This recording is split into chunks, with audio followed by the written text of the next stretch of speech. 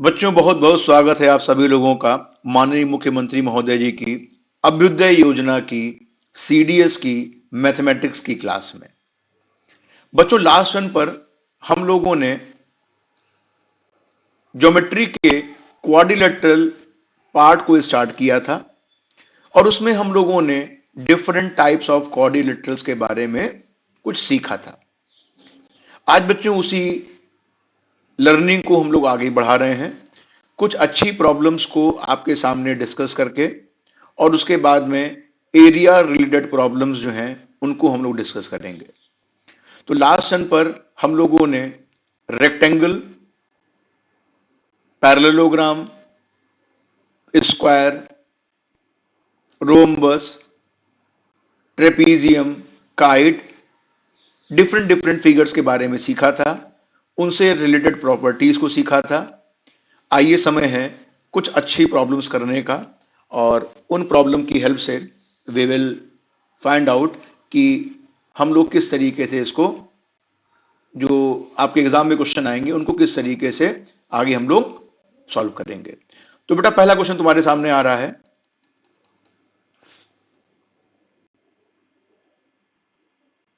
पहला क्वेश्चन आपके सामने है,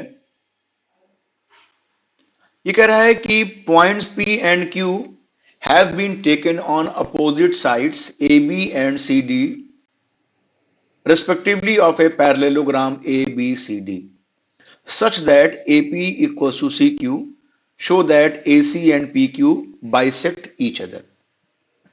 क्या किया जाएगा भाई? फटाफट हम लोग इसमें एक पैरेललोग्राम बनाते हैं।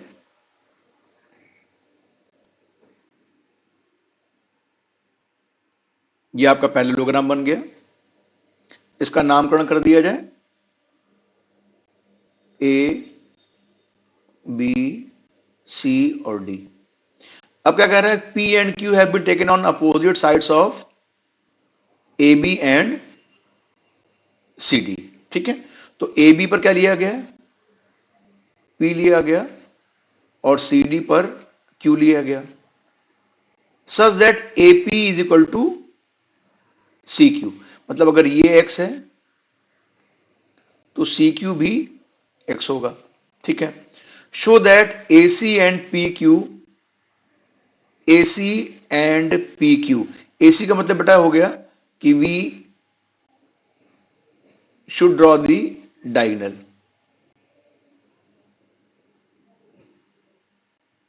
ये हो गया। और पी क्यू क्या हो गया बेटा? देखो इसमें पी क्यू तुम्हारा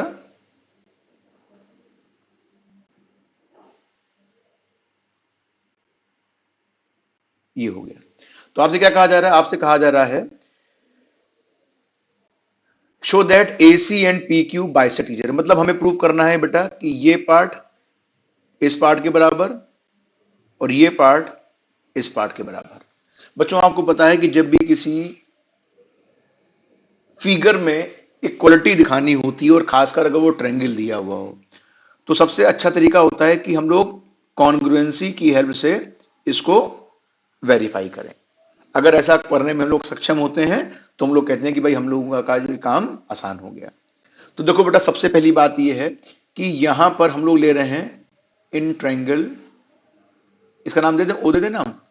तो इन ट्रायंगल एपीओ और इन ट्रायंगल सी क्यू पी ले लिया। ठीक है, अब देखो बेटा, सबसे पहली बात है कि एपी जो है वो क्यू सी के बराबर दिया हुआ है। ये तो गिवन है ना हम लोगों को, इसमें कोई संशय तो है नहीं। ठीक है भाई, अच्छी बात है। दूसरी बात देखो क्या दी हुई है कि बेटा ए सी और पी क्यू एक क्रॉस बना रही। क्रॉस बनाने का मतलब ये एंगल जो होगा वो इस एंगल के बराबर हो जाएगा। रीजन क्या होगा बताओ? रीजन बिहाइंड इट कि ये वर्टिकली अपोजिट एंगल आ रहे हैं। तो angle A O P is equal to angle C O Q. Reason behind it vertically opposite angle. तीसरी बात बेटा क्या है? तीसरी बात यह है कि ये एंगल जो होगा वो इस एंगल के बराबर होगा। रीजन क्या है? तो रीजन बिहाइंड इट कि these two angles are alternate angle. तो angle PAO is equal to angle QCO। Reason behind it these are the alternate angles. अब आपको पता है कि बेटा अगर कभी भी किसी फिगर में दो की ट्रायंगल हो, तो दो ट्रायंगल में अगर दो एंगल और एक साइड दूसरे ट्रायंगल की दो एंगल और एक साइड के बराबर हो, तो दोनों ट्रायंगल कैसे हो जाते हैं बच्चों? कॉन्ग्रुएंट हो जाते हैं। मतलब triangle APO is congruent to triangle CQO। ठीक है ना? मैंने कहा था बच्चों कि जब भी कॉन्ग्रुएंसी लिखा जाता है तो हमेशा इस तरीके से लिखा जाता है कि करस्पॉन्डिंग साइड और करस्पॉन्डिंग एंगल एक दूसरे पर ओवरलैप करें, है ना? क्योंकि जब फिगर कॉन्ग्रुएंट हम कैसे पता करते थे? मैंने बताया था कि जब मान लो दो हाथ हैं और दो हाथ को में कॉन्ग्रुएंट हाथ है, एक के ऊपर एक रखेंगे तो जो सबसे छोटी फिंगर होगी वो छोटी फिंगर के बराबर होगी, अंगूठा अंगूठे के बराबर होगा। तो लिखा ऐसे जाता है कि जिससे दिखाई पड़े कि कौन सी साइड किसके ऊपर रखने पर हमें ट्रायंगल की कॉन्ग्रुएंसी दिखाई पड़ेगी। तो देखो चेक कर लो बात सही है गलत है। देखो देखो यहां पे ओ लिखा है, यहां भी ओ लिखा है। एपी जो है वो क्यूसी के बराबर है, ये भी लिखा हुआ है, या सी क्यू बात यही हुई। और एंगल पीएओ, पीएओ किसके बराबर है? क्यूसीओ। तो देखो बेटा यहां पे ए आया फिर यहां सी आ गया, इसका मतलब ट्रायंगल कॉन्ग्रुएंसी हम लोगों ने सही लिखी है। तो बेटा इसका मतलब क्या हो गया? इसका मतलब हो जाएगा कि कॉन्ग्रुएंसी से पीओ जो है ये किसके बराबर आ गया? तो आप कहोगे क्यूओ के बराबर। और एओ जो है वो सीओ के बराबर आ गया, एओ बराबर सीओ। रीजन बिहाइंड इट क्या है भाई? इसका क्या रीजन है? तो आप लोग कहोगे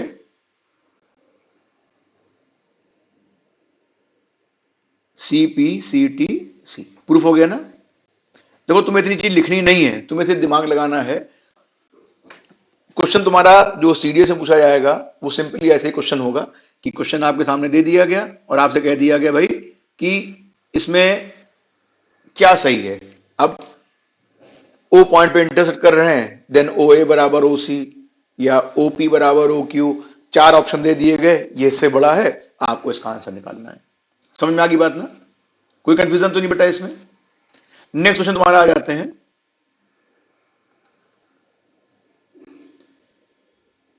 इस क्वेश्चन में बेटा क्या दिया हुआ है? इस क्वेश्चन में आपकी एक फिगर दी हुई है और उस फिगर के हिसाब से आपको सवाल को हल करना है। आइए मैं क्वेश्चन आपके सामने रिप्रेजेंट कर रहा हूं। बेटा नेक्स्ट क्वेश्चन क्या दिया हुआ है? नेक्स्ट क्वेश्चन दिया हुआ है कि P is the mid point of side BC of a parallelogram ABCD such that angle BAP is equal to angle DAP। ठीक है ना? आपसे कहा जा रहा है प्रूव करिए कि AD 2CD के बराबर है। देखो बेटा मैं यहां पे जो क्वेश्चंस जो हैं वो आपके सामने एनसीईआरटी एग्जाम्पलर की प्रॉब्लम्स हैं, इन्हीं को मैं टेकअप कर रहा हूं। और अगर आप इन क्वेश्चन को करने में समर्थ हो गए तो आप इस बात का विश्वास करिए कि सीडीएस का कोई भी क्वेश्चन ज्योमेट्री से रिलेटेड आपका नहीं फंसेगा। क्वेश्चन में क्या कह रहा है कि P is the mid point of the side BC of a parallelogram ABCD। ये बेटा एंगल लिखा हुआ है। देखो भाई सबसे पहले क्या करा जाए, फटाफट एक फिगर बनाई जाए जो क्वेश्चन कह रहा है। इसमें कह रहा है कि ABCD एक पैरेललोग्राम है, तो वह पैरेललोग्राम बना दिया जाए। ये आपका एक पैरेललोग्राम बन गया। ठीक है? अब क्या कह रहा है, इसका नामकरण कर दें। ये A लिख दिया, ये B लिख दिया, ये C और ये D लिख दिया। अब कह रहा है P is the mid point of side BC। ये भाई क्या हो गया? ये पॉइंट P हो गया। सच दैट एंगल BAP, अब BAP, BAP का मतलब क्या हो गया कि हम लोग A को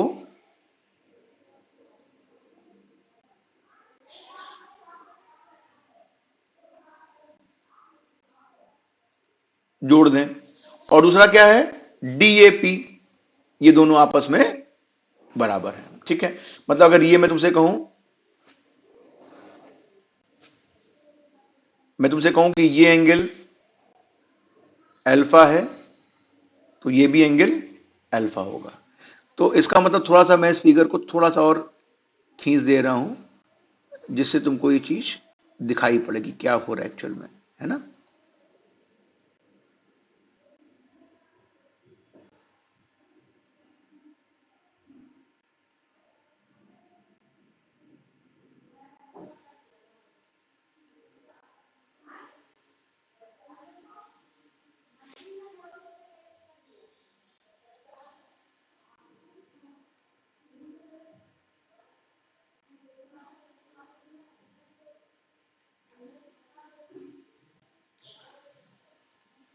देखो भाई, इसका नाम ये हो गया ए, बी थोड़ा ऊंचा चला गया, इसको यहां लिख दो, इस बी को हम बिगाड़ दे रहे हैं।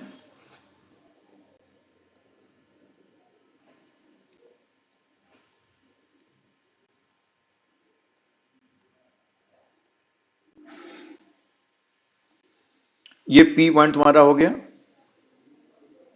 अब तो दिखाई पड़ा कि बेटा ये एंगल जो है इस एंगल के बराबर हो गया। ठीक है, अब कह रहा प्रूव दैट एडी जो है वो 2CD के बराबर है। एडी जो है वो 2CD बराबर है। इसका मतलब अगर मैं तुमसे कह दूं ये लेंथ x है, तो ये 2x हमें प्रूव करनी है। ठीक है, क्वेश्चन में दिया क्या है बेटा, क्वेश्चन में दिया हुआ है कि ये मिड पॉइंट है। इसका मतलब अगर मैं इसको कुछ देर के लिए अल्फा मान रहा हूं, तो ये भी अल्फा हो जाएगा। मानते नहीं मानते हो? ठीक है, अब अभी मैं इसको 2x नहीं लिख के दिखा रहा हूं, मुझे प्रूफ क्या करना है, मुझे प्रूफ करना है कि भाई ये दोनों जो लेंथ हैं वो आपस में 1:2 के रेशियो में है। किस तरीके से बेटा प्रूफ किया जाए इस बात को, जरा दिमाग लगाओ। देखो बेटा, अगर ये तुम्हारा अल्फा है, आप देख रहे हो, तो ये एंगल भी अल्फा ही होगा, नहीं होगा? रीजन बिहाइंड इट कि देखो ये दोनों लाइनें बच्चों कैसी हैं, ये दोनों लाइनें पैरेलल है ना, कोई पैरेललोग्राम है। तो पैरेललोग्राम होने के नाते ये एंगल अल्फा है, तो ये भी एंगल क्या होगा, अल्फा हो जाएगा। हो गया ना? ठीक है, तो इसको एक्स मान ले रहे हैं, इसको भी एक्स कह दे रहे हैं कुछ देर के लिए। तो जरा बेटा देखो, अगर ये एक्स है तो ये भी एक्स हो जाएगा। रीजन बिहाइंड इट, रीजन क्या होगा, ये ट्रायंगल आइसोसेलेस ट्रायंगल होगा। क्यों? क्योंकि इस ट्रायंगल की दोनों साइड आपस में कैसी हैं, इक्वल है। तो ये अल्फा, ये भी अल्फा, तो ये दोनों साइड बराबर, मतलब ये अगर ये एक्स है तो ये भी एक्स हो जाएगा। और आपको पता है कि पैरेललोग्राम की अपोजिट साइड कैसी होती है, इक्वल होती है। तो ये एक्स है तो ये भी अपने आप एक्स हो जाएगा। तो फाइनली क्या होगा बेटा, ये जरा इसको देखो, ये टोटल कितना है 2x, तो इसके अपोजिट साइड कितनी होगी, ऑब्वियसली ये भी 2x हो जाएगी। तो बेटा देखो अपोजिट साइड बराबर है, इसकी अपोजिट साइड बराबर जो x एक्स थी, तो प्रूफ हो गया कि जो AD है वो 2x के बराबर हो गया, मतलब 2 × CD। बात प्रूफ हो गई ना? चलो नेक्स्ट क्वेश्चन पे आ जाते हैं हम लोग। देखो बेटा, क्वेश्चन तुम्हारे सामने क्या है, तुम्हारे सामने क्वेश्चन ये दिया हुआ है कि AB is parallel to DE। ठीक है, चलो जरा बनाते हैं फटाफट।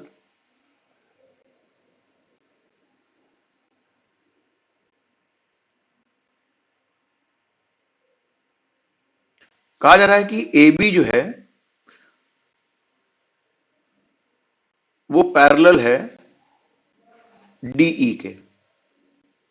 ठीक है, और AB DE के बराबर भी दिया हुआ है, मतलब ये आपस में बराबर भी है।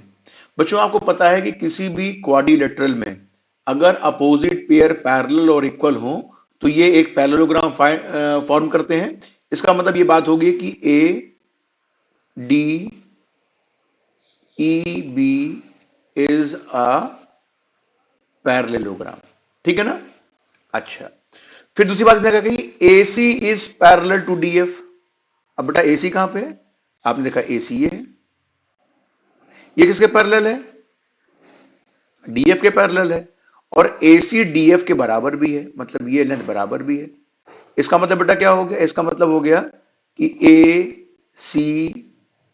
ACFD is also a parallelogram, ठीक है ना। अब क्या करना है, हमें प्रूव करना है कि BC is parallel to EF। मतलब BC कहां है बेटा, ये हमें दिखाना है कि BC जो है वो EF के पैरेलल है और आपस में इक्वल भी है। दो कितना आसान सी बात होगी बेटा। अभी आपने देखा कि ADEB एक पैरेललोग्राम है। इसका मतलब बेटा क्या होगा कि अगर मैं तुमको कहूं कि ये x है लेंथ, तो ये लेंथ भी क्या होगी बच्चों, x होगी ना। मानते हो नहीं मानते हो, बोलो। और आपस में ये पैरेलल भी होगी, अच्छी बात है भाई। अभी हमने क्या किया कि ACFD, बेटा ACFD कौन सा था, तो आपने कहा कि ACFD ये भी पैरेललोग्राम है। तो जब बेटा पैरेललोग्राम में इसका मतलब AD दोनों में कॉमन, तो ये जो x है तो ये भी तो बेटा x हो जाएगी, ये आपस में पैरेलल हो गई x। मानते नहीं मानते हो। अब जरा देखो, सबसे जो नीचे बेस बना हुआ है, बेस क्या है, बेस है BCFE। तो क्वाड्रिलेटरल BCFE में देखो क्या हो रहा है बेटा, इसमें देख रहे हो कि जो FC है वो EB के बराबर है।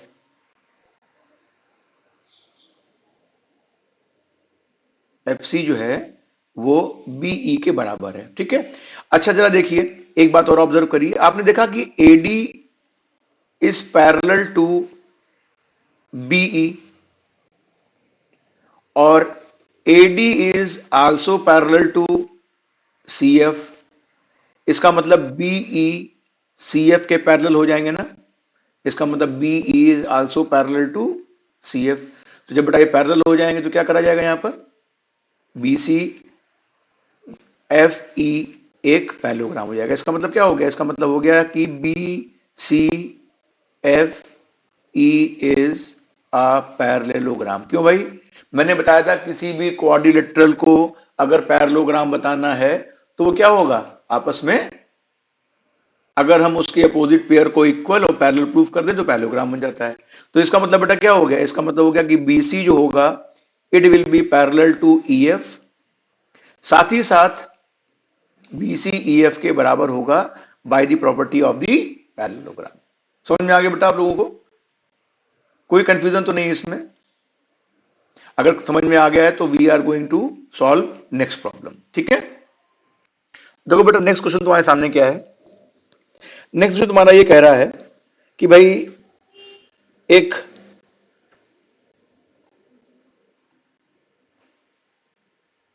E and F are respectively the midpoints of the non-parallel side AD and BC of a trapezium ABCD।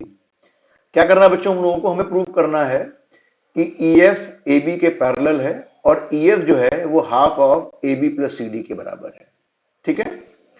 देखो जरा सा फटाफट क्या करते हैं, एक ट्रेपीजियम बनाते हैं। ट्रेपीजियम कैसे बनाया जाए,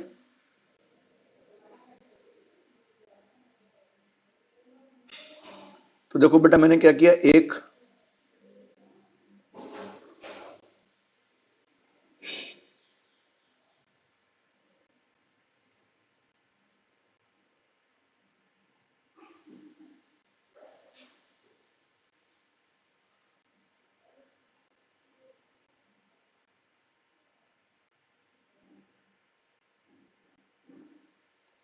बन गया बेटा, ये इसका नामकरण कर दिया जाए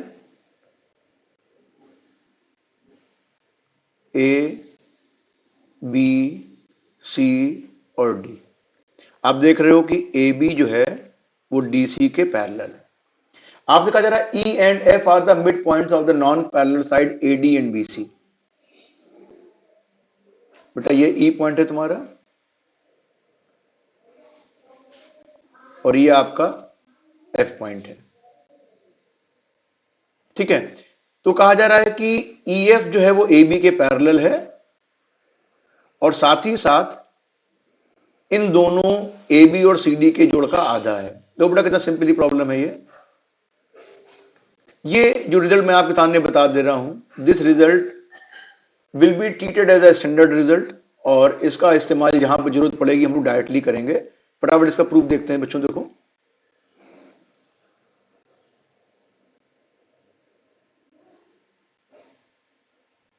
इसको मैंने एक उसी से मिला दिया। अब देखो क्या हो रहा है। सबसे पहले देखो कि हमें प्रूव करना है कि इनके मिड पॉइंट को मिलाने पर ट्रेपीजियम ABCD के, तो EF जो है वो AB के पैरेलल है, साथ ही साथ AB और CD का क्या हो रहा है, हाफ हो रहा है। ठीक है ना। तो सोचो बेटा किस तरीके से इस प्रॉब्लम को सॉल्व किया जाए। सबसे पहले क्या दिखाना है, हमें दिखाना है कि EF AB के पैरेलल है।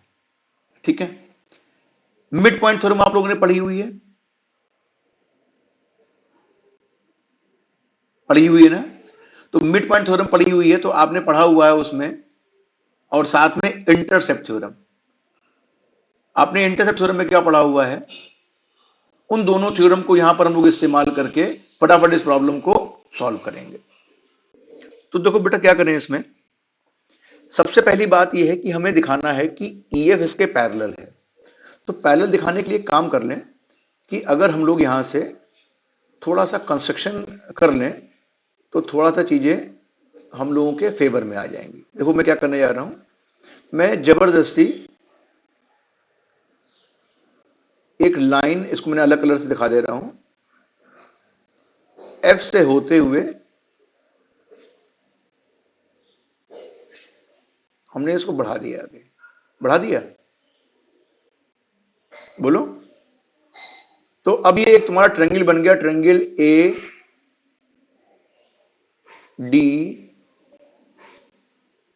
इसका नाम G दे दें। ठीक है।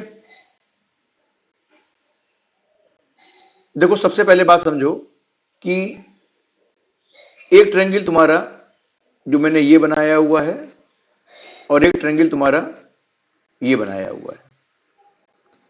इसमें देखो जरा, ये और ये आपस में बराबर है, क्वेश्चन में दिया हुआ था, हाँ या ना। ये एंगल इस एंगल के ऑलरेडी बराबर है, मानते हो नहीं मानते हो। और बच्चों ये एंगल जो है इस एंगल के वो बराबर हो जाएगा ना। Reason behind it, alternate angle होने की वजह से। तो ये दोनों ट्रायंगल कॉन्ग्रुएंट हो गए बेटा, ट्रायंगल ये वाला ट्रायंगल और ये ट्रायंगल कॉन्ग्रुएंट हो गए। तो इसका मतलब ये दोनों भी आपस में कैसे हो गए, बराबर हो गए ना।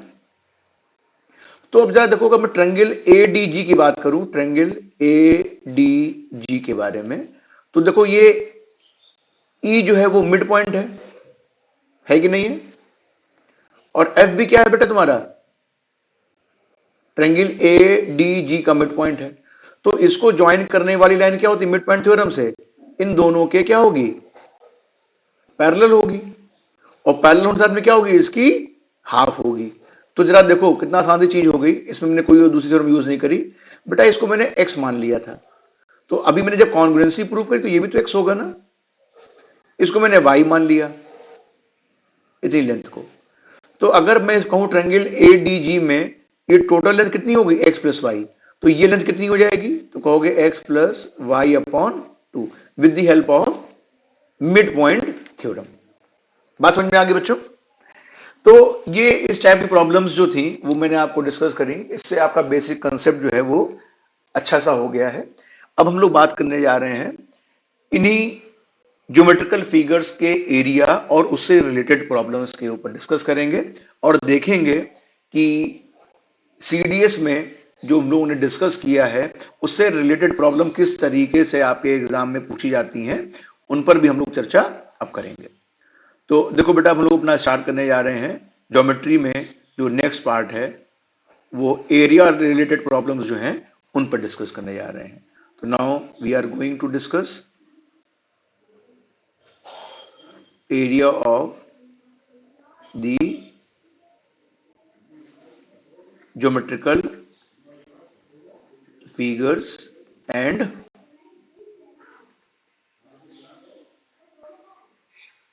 Relations between them. ठीक है ना, बात समझ में आ गई। तो इसमें बेटा हम कुछ इंपॉर्टेंट पॉइंट्स हैं, उनको हम लोग यहां पर वन बाय वन डिस्कस करेंगे। तो आइए मैं देखता हूं कि कौन कौन से पॉइंट्स हैं। देखो बच्चों, आपके सामने कुछ की नोट्स दिए हुए हैं, इनको वन बाय वन हम लोग ऑब्जर्व करेंगे और इनके बारे में डिटेल में स्टडी करेंगे।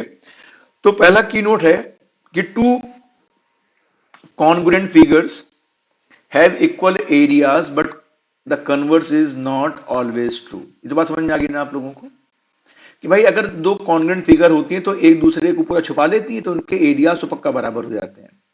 लेकिन ये जरूरी नहीं है कि दो फिगर दिए जिनके एरियाज बराबर हैं वो कॉन्ग्रुएंट हो।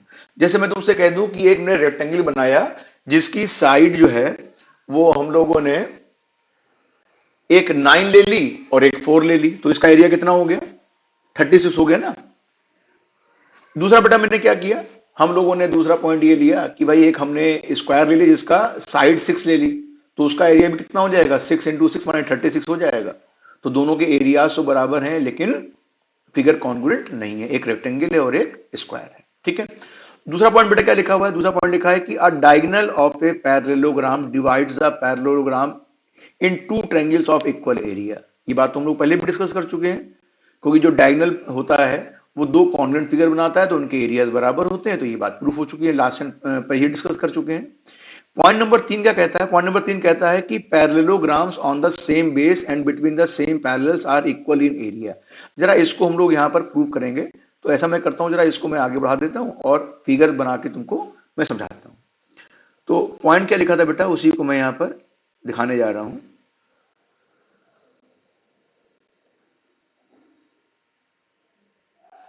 एक पैरेललोग्राम ये बना हुआ है,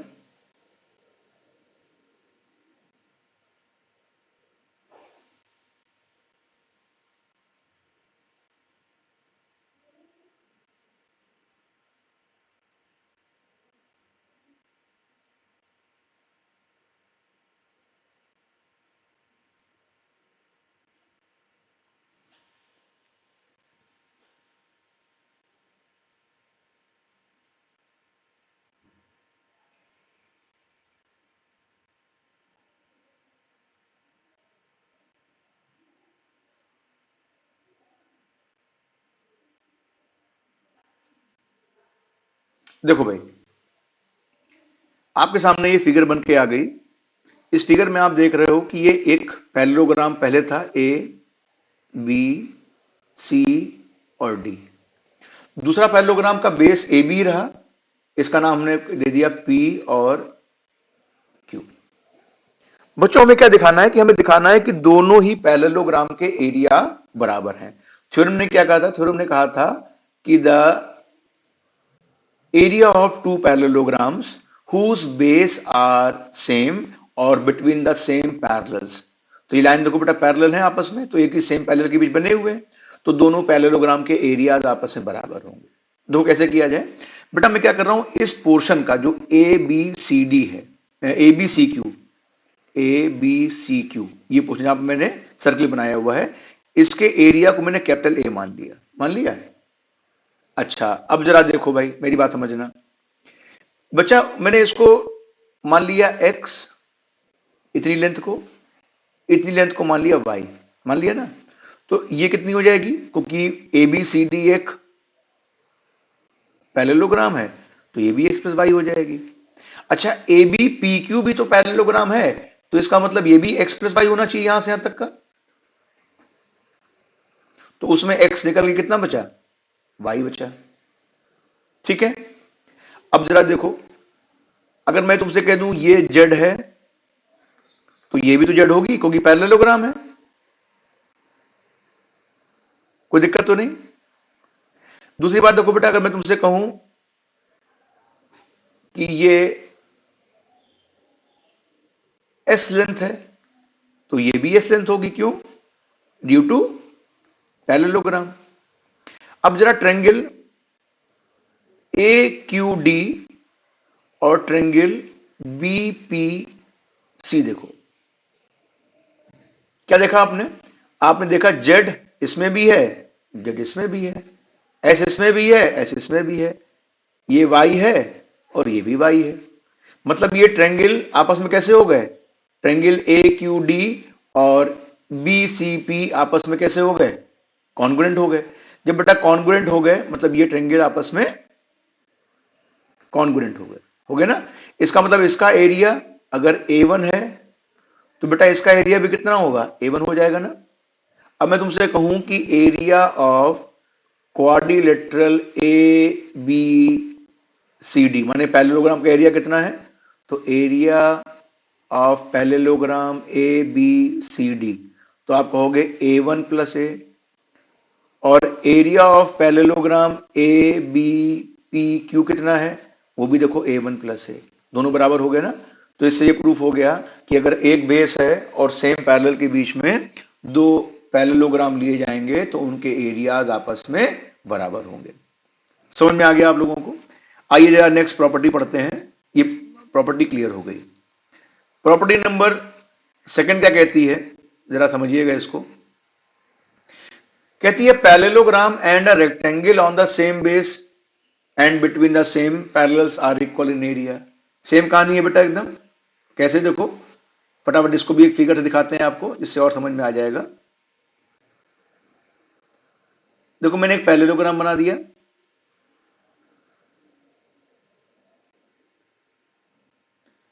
और मैंने एक रेक्टेंगल बना दिया।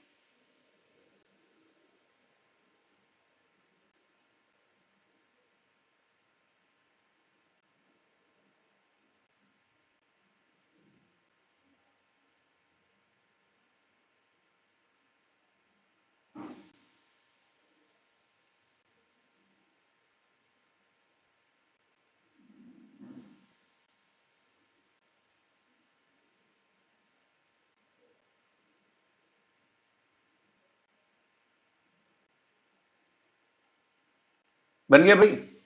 देखो इसमें क्या है, ए बी सी और डी, ये क्या बन गया? ये आपका एक पैरेललोग्राम बन गया, ठीक। और A B P Q rectangle बन गया। देखो हमने ए बी सी क्यू इसका एरिया मैंने ए मान लिया। देखो बेटा ये इसके बराबर रेक्टेंगल की साइड, ये 90 तो ये भी 90, पैरेललोग्राम की साइड मैंने ये साइड इस साइड के बराबर हो गई। तो इसका मतलब क्या हो गया कि ये और ये ट्रायंगल कॉन्ग्रुएंट हो गए। तो इसका अगर मैं एरिया बोलूं A1 तो इसका एरिया भी A1 हो जाएगा जैसे मैंने पहले बताया। तो पैरेललोग्राम का एरिया कितना हुआ? एरिया ऑफ पैरेललोग्राम तो कहोगे A+A1, और एरिया ऑफ रेक्टेंगल कितना हुआ? Again A+A1। तो ये क्या शो कर रहा है बेटा? ये शो कर रहा है कि दोनों के एरियाज आपस में इक्वल हैं। समझ में आ गई बात आपको? कोई दिक्कत तो नहीं है? आइए जरा नेक्स्ट पॉइंट पे बात कर लेते हैं।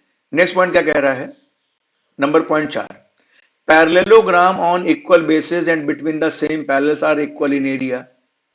ये बात ऊपर जो वही वही तो बात है बेटा। ये इक्वल बेस का मतलब वही हो गया। यहां पर मतलब ऐसी फिगर दी हुई हो तो आप क्या कह सकते हो? देखिए मेरी बात में समझिए। ये कहता है कि भाई मान लीजिए मैं आपसे कहूं ये एक पैरेललोग्राम ये बना और दूसरा पैरेललोग्राम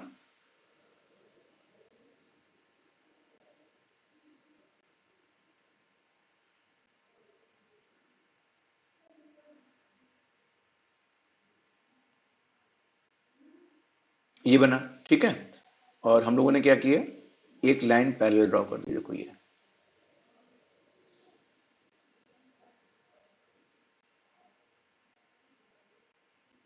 ठीक है। तो देखो बेटा भले ही इनके बेस कॉमन नहीं है, लेकिन अगर इसकी लेंथ x है और इसकी लेंथ x है, ठीक है, और ये सेम पैरेलल्स पर बने हुए हैं,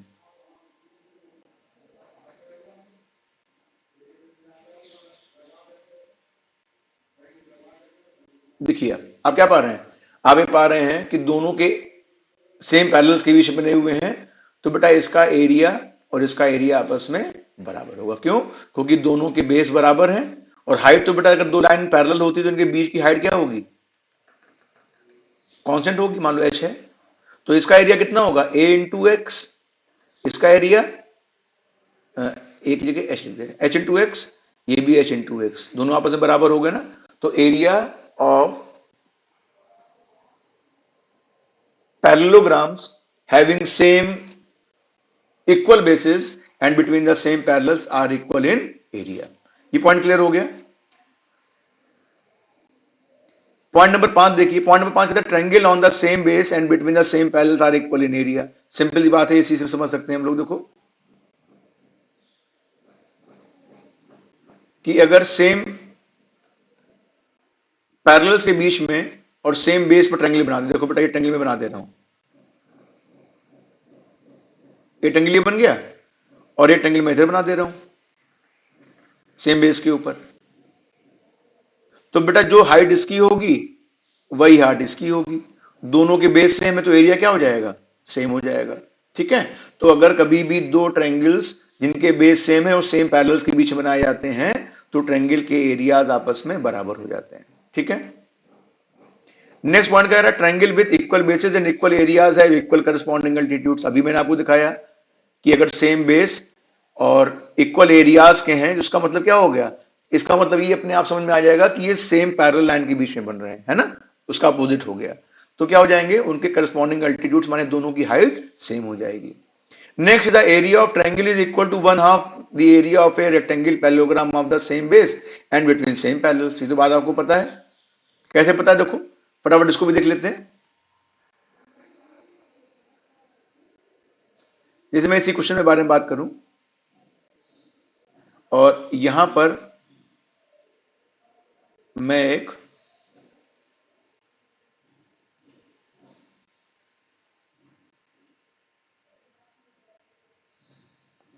ट्रायंगल बना दूं, बना दिया। अब देखो बेटा, अगर मैं इस ट्रायंगल को सेम पैरेलल की बात करूं तो आप क्या देख रहे हैं? आप देख रहे हैं कि इसका बेस मान लो x है, और ये जो डिस्टेंस, ये डिस्टेंस हमने h मान ली, तो इस ट्रायंगल का एरिया कितना होगा? तो आप कहोगे हाफ x इंटू एच होगा। आपके मन में आया कि सर ट्रायंगल मान लो यहां पे आपने सी पे बना दिया है, आपने दिमाग लगा दिया है, होशियारी कर दी है। मान लो ट्रायंगल ऐसा बनता है, यहां से ऐसे बनता, तब क्या होता? तो भी बच्चों कोई फर्क नहीं पड़ता। क्यों? क्योंकि दोनों का बेस सेम है, तो हाइट जो होगी ना वो क्या हो जाएगी? सेम रहेगी ना। तो इसकी हाइट भी h है, तो इसका एरिया भी हाफ x इंटू एच होगा। और पैरेललोग्राम का एरिया कितना होगा? तो बेटा x ये है और h ये, तो xh हो जाएगा। तो प्रूफ हो गया ना कि area of triangle equals to half area of parallelogram having same base and same parallels. ठीक है, समझ में आ गई बात। 8वां पॉइंट क्या है कि if a triangle and a parallelogram are on the same base and between the same parallels the area of the triangle is equal to 1/2 the area of the parallelogram. ये बात मैंने कर ली ना। सेम वही चीजें जो ऊपर लिखी हुई थी उसी तरीके से इस चीज को भी हम लोग प्रूव कर सकते हैं। तो now we are in the position की we can solve the problems under the areas of parallelogram and the rectangle। तो आइए फर्स्ट क्वेश्चन से स्टार्ट करते हैं। आपको कंसेप्ट समझ में आ गया है कि मैंने क्या बताया कि किस तरीके से एरियाज रिलेटेड प्रॉब्लम्स जो हैं वो हम लोग सॉल्व करेंगे। तो आइए फर्स्ट क्वेश्चन तुम्हारे सामने आने वाला है, उसको ध्यान से देखते हैं। देखो बेटा, ये क्वेश्चन क्या कह रहा है? ये क्वेश्चन कह रहा है कि the area of the figure formed by the joining the midpoints of the adjacent sides of a rhombus with diagonals 12 centimeter and 16 centimeter is। देखो भाई, इसमें क्या लिखा हुआ है कि आपका एक रोम्बस है।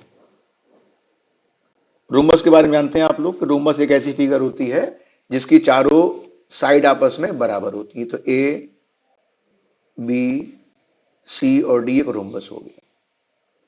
ठीक है, जिसके डायगोनल कितने दिए हुए? 12 सेंटीमीटर और 16 सेंटीमीटर दिए हैं। ठीक है, अभी बात करते हैं।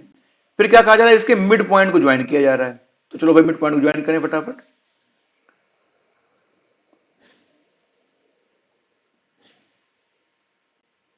ये बनाया,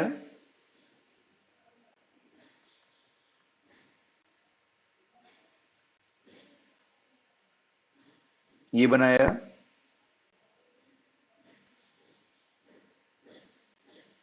ये बनाया और ये बनाया। ठीक है, इसका नामकरण कर दें, इसका नाम कर देना पी क्यू आर और एस। ये बेटा इसके डायगोनल है।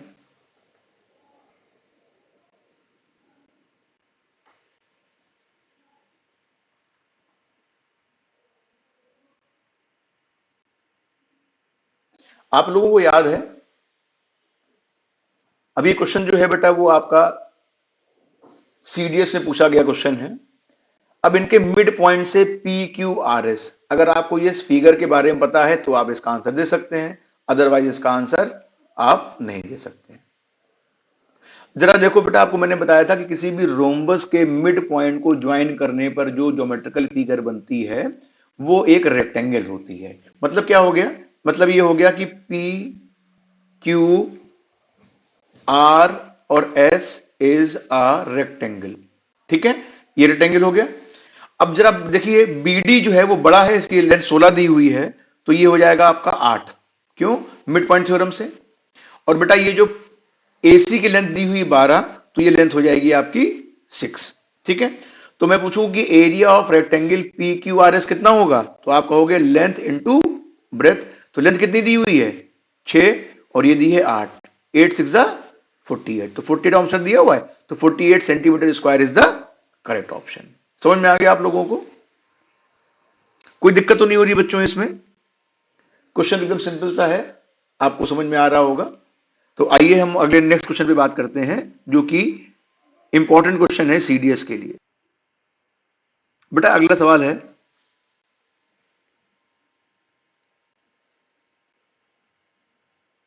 कह रहा है कि which write the correct answer in each of the following. ठीक है, तो ये क्वेश्चन तुम्हारे सामने दिया हुआ है, बहुत सिंपल सा क्वेश्चन है, इसको तुम लोग खुद कर सकते हो। The median of A triangle divides it into two triangles of equal area, congruent triangles, right triangle या आइसोसेलेस ट्रायंगल। बच्चों आपको पता है कि अगर कभी भी कोई ट्रायंगल फॉर्म हो रहा है, ये आपका एक ट्रायंगल बन गया,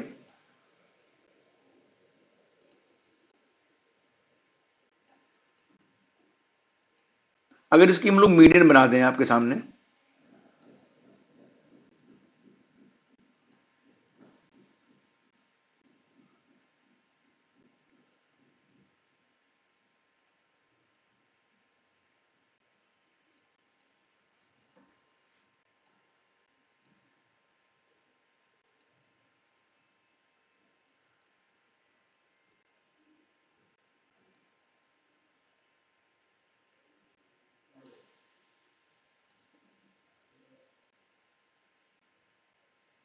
जी बेटा मैंने मीडियन बना दी इसकी। ठीक है,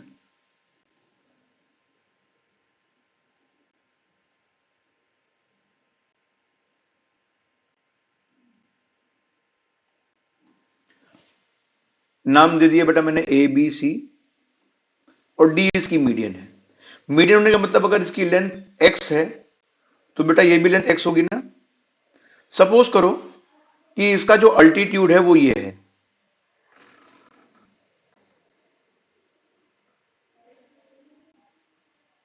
ठीक है, इसकी लेंथ एच है, तो बेटा इसका एरिया कितना होगा ट्रायंगल बी डी ए का, तो कहोगे हाफ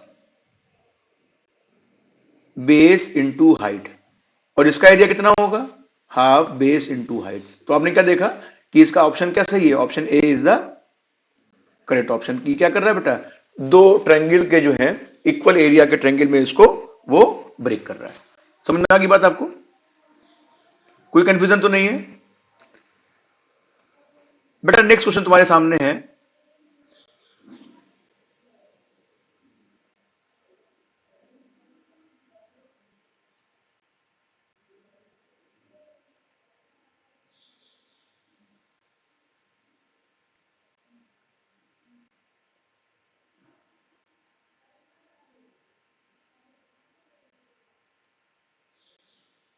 देखिए नेक्स्ट क्वेश्चन क्या कह रहा है बेटा।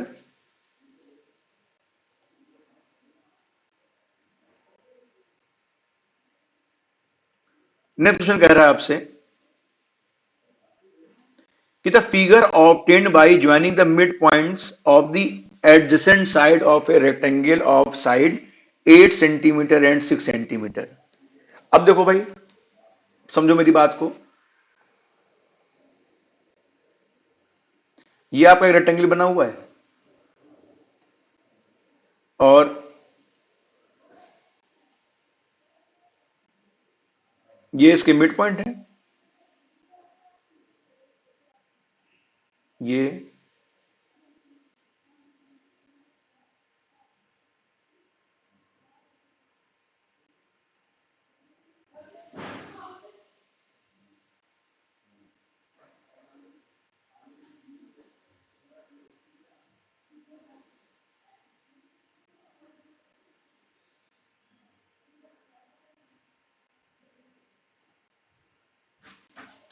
ये बन गया बेटा। ठीक है, आपने क्या ऑब्जर्व किया कि पी क्यू आर एस, इसका नाम दे रहे एबीसीडी नाम दे रहे हैं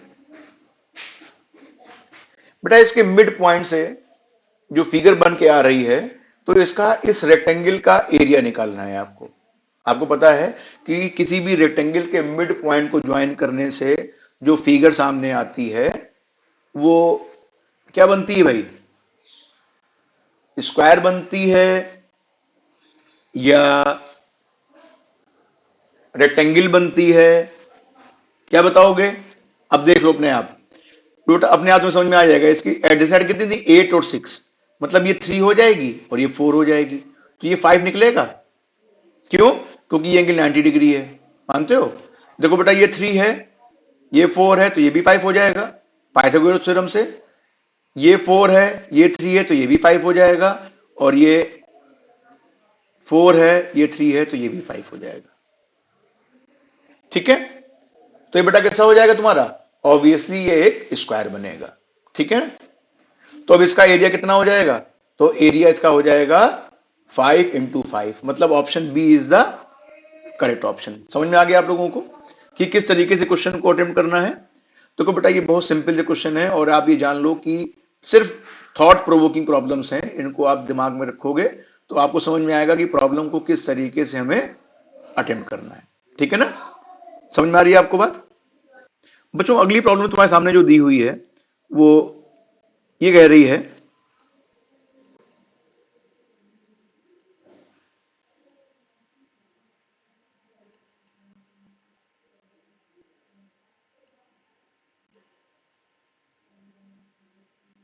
कि in figure 9.4 the area of parallelogram ABCD is, पहला ऑप्शन दिया है A B into B M. जरा देखो ए बी और बी एम, भाई अगर हम लोग बेस ए बी ले रहे हैं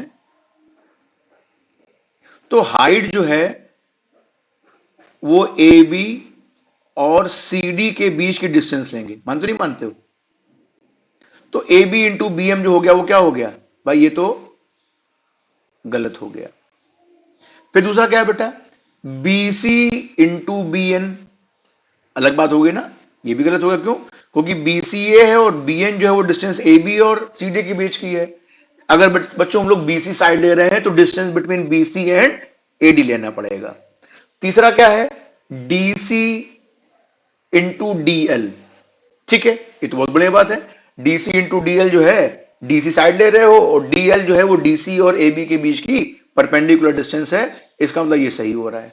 चौथे को भी देख लो, क्यों मन में रह जाए कि भाई पीछे चौथा नहीं देखा। एडी इंटू डीएल, देखो बेटा एडी साइड कौन सी ली तुमने? एडी ली ना, तो जब डीएल जो होगा वो डीसी और एबी के बीच की है, जबकि पैरेललोग्राम के बच्चों जो एरिया होते हैं उसमें जिस बेस के बारे में बात करते हैं उसी के अपोजिट साइड से जो डिस्टेंस होती है उसी डिस्टेंस को कंसीडर किया जाता है। इसका मतलब option D is also incorrect option. तो आपको समझ में आ गया कि बेटा किस तरीके से प्रॉब्लम जो है वो पूछी जाती है और किस तरीके का कहानी होगी। ठीक है, तो देखो बेटा नेक्स्ट क्वेश्चन तुम्हारे सामने आ रहा है नेक्स्ट क्वेश्चन क्या कह रहा है?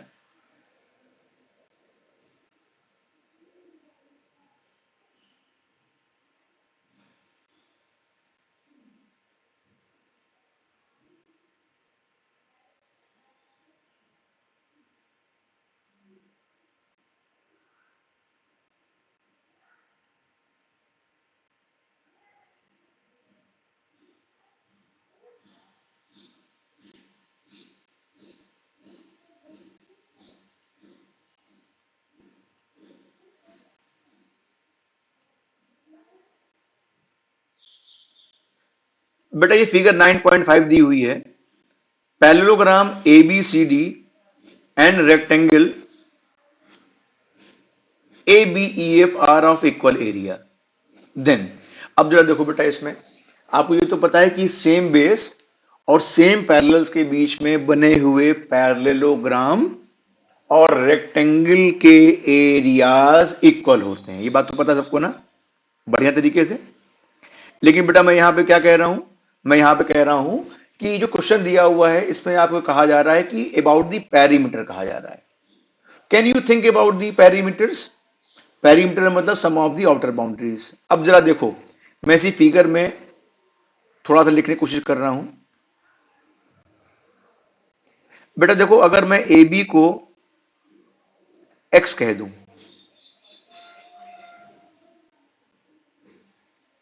तो DC बी एक्स होगी और ME भी एक्स होगी। मानते हो नहीं मानते हो?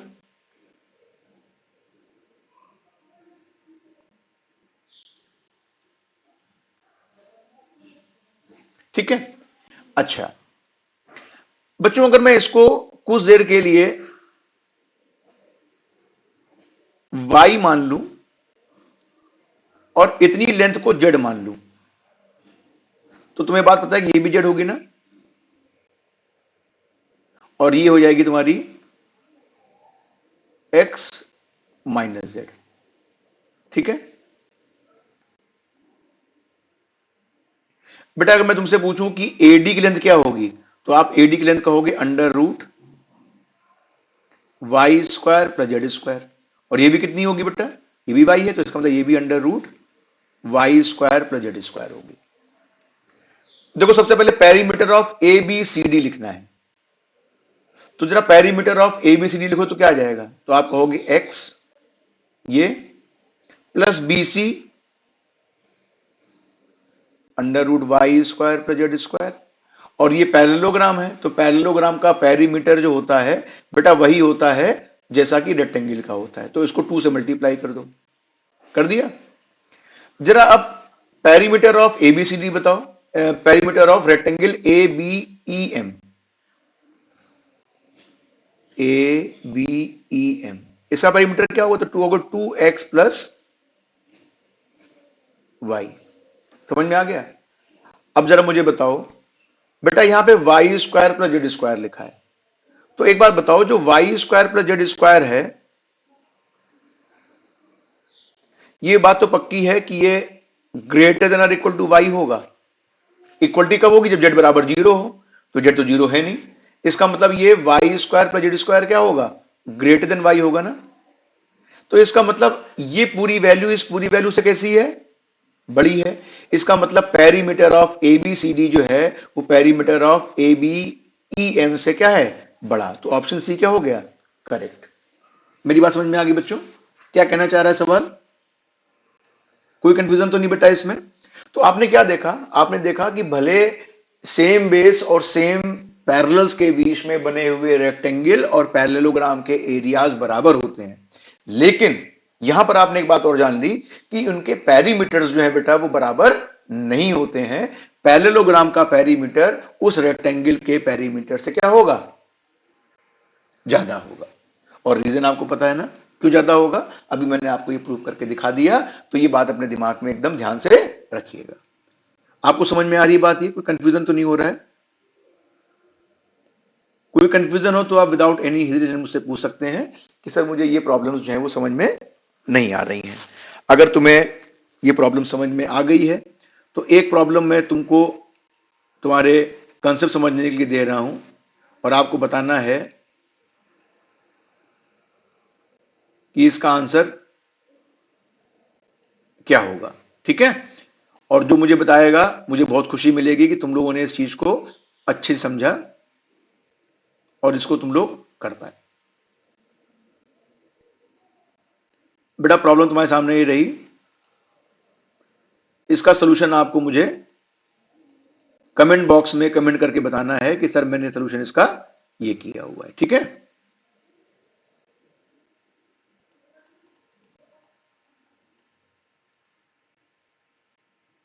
तो ये रहा क्वेश्चन तुम्हारे सामने। क्वेश्चन क्या कह रहा है बेटा, ये बच्चों ये क्वेश्चन आपसे कह रहा है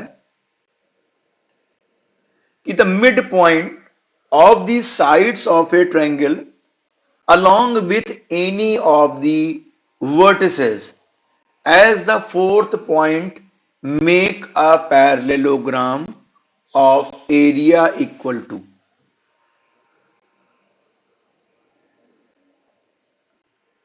इस क्वेश्चन को आपको करना है और मैं जानता हूं कि अगर आप लोग ट्राई करोगे तो ये चीज कर लोगे। ठीक है, अभी क्वेश्चन आपको करके बताना है इसका ऑप्शन क्या आ रहा है और इसके बाद में इसको हम लोग आगे कंटिन्यू करेंगे नेक्स्ट चरण पर। तब तक के लिए आप लोगों को मैं पुनः बहुत बहुत धन्यवाद ज्ञापित करता हूं। आपका दिन शुभ हो। जय हिंद, जय भारत।